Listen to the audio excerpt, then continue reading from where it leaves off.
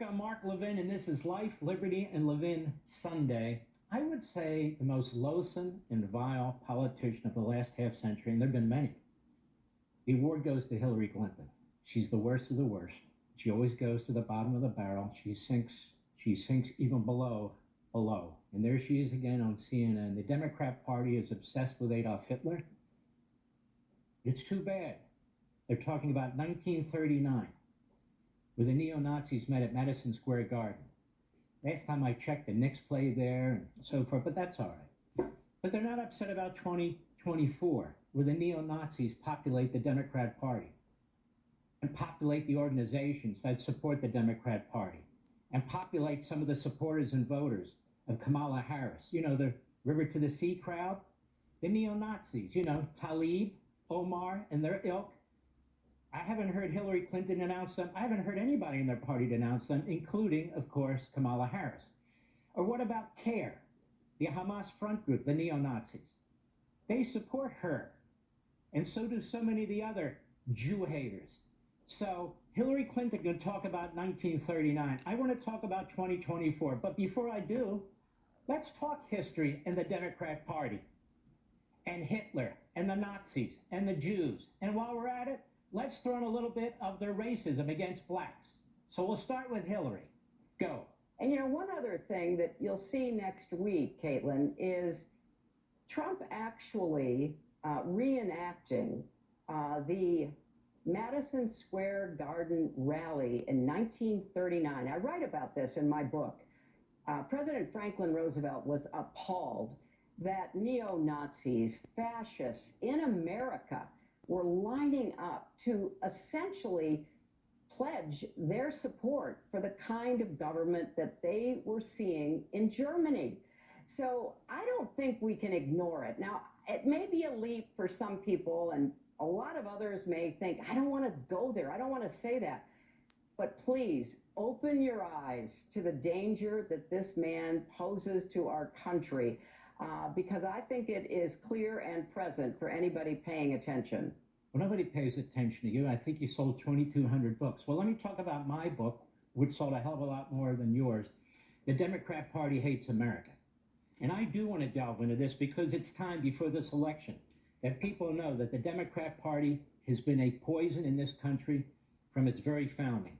Despite the best efforts of its party apparatchiks, academic surrogates, and media propagandists to ignore, spin, or obscure the horrendous story of the Democrat Party's past, from the Ku Klux Klan and lynchings to segregation, Jim Crow laws, voter intimidation, etc., the Democrat Party had a hand in all of it. In fact, Jefferson Davis, the president of the Confederacy, was a Democrat, as were virtually all of the leaders and generals of the Confederacy. Confederate General Nathan Bedford Forrest, a Democrat, became the first Grand Wizard of the Ku Klux Klan after the Civil War, which he helped found to terrorize the newly freed black slaves and destroy Reconstruction, which Republican President Ulysses S. Grant sought to destroy by deploying the U.S. Army. Grant's efforts were stymied if the Democrat Party won a majority in the House of Representatives and cut off the military. A few decades later, among the leading so-called progressive intellectuals, American Marxists, the late 1800s and early 1900s, was Woodrow Wilson, a prominent Democrat who was president of Princeton University, would become the governor of New Jersey. Wilson was an accomplished racist activist. In his academic work on American history, Wilson was friendly to the Ku Klux Klan's mission of suppressing blacks, and he was forgiving of its terror tactics, explains Williamson M. Evers in Education Weekly. When he was the president of Princeton, Wilson expressed his pride that no African-American students had been admitted during his tenure. As governor in 1911, Wilson signed into law a eugenics bill titled An Act to Authorize and Provide for the Sterilization of Feeble-Minded, including idiots, imbeciles, and morons, epileptics, rapists, certain criminal and other defectives, which was later struck down by the New Jersey Supreme Court because he included blacks among them. The eugenics movement and the so-called scientific application of eugenics as creating a superior governing system was promoted by the so-called progressives. Isn't Hillary a progressive? Oh, I think she is. And the Democrat Party, and led to the idea of creating a superior race of people by culling the population.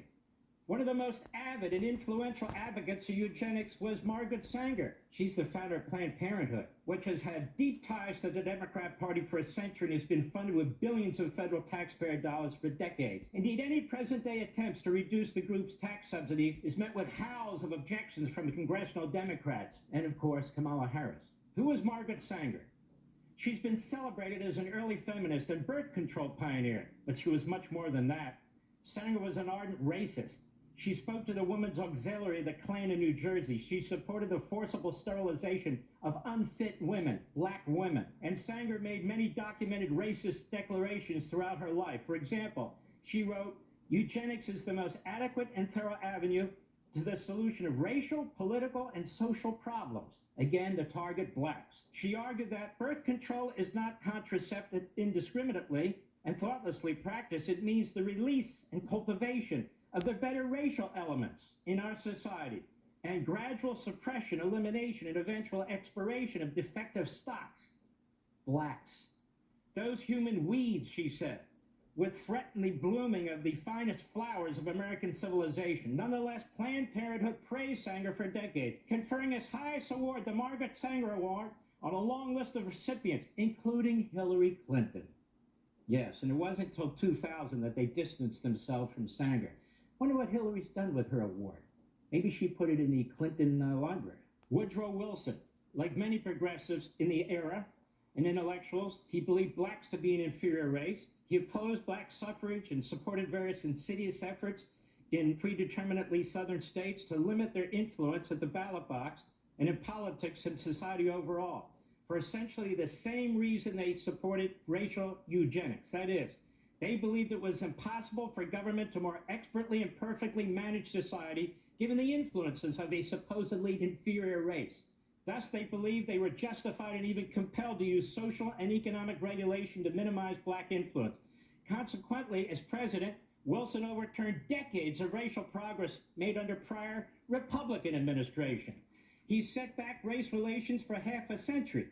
For example, Wilson brought Jim Crow to the federal government, helped introduce it to areas of the North, spread it throughout the country by resegregating federal departments and agencies, including hiring practices, work areas, even segregating restrooms and lunchrooms. Beginning in 1914, Wilson required applicants for federal civil service jobs to provide photographs for the first time to block the hiring of blacks. Wilson appointed racists and segregationists to his cabinet and throughout the highest levels of the federal government. And not only screened the racist movie The Birth of a Nation at the White House, the movie was adopted from the book The Klansman, but racist diatribes from his book, The History of the American People, were prominently featured in title cards in the movie. Now, I want to go on.